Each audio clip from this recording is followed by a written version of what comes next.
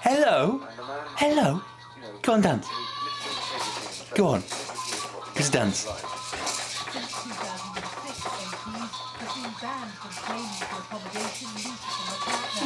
But Mr. Lord insisted, although What are you doing? living together, What are you doing? we don't treat each other as spouses.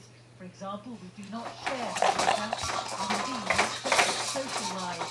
However, I now accept that this was open to interpretation.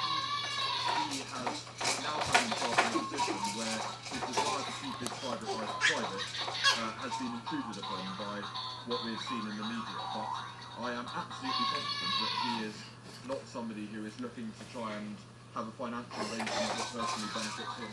His colleagues may back him, but the question tonight, does David Cameron or indeed Nick Clegg, who both promised to end politics?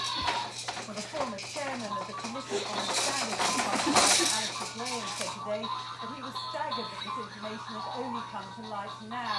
The fact that it has, though, couldn't be more damaging for the coalition. After all, it came to power on the back of a wave of disillusion with Labour and the old politics. I think many voters watching events unfold around David Lord will now be thinking, here we go again.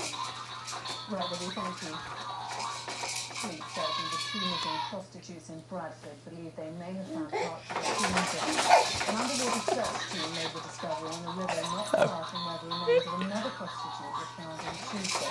40-year-old criminology student Stephen Griffiths appeared in court yesterday charged with their murder. Well, right now, Greg Eastdale in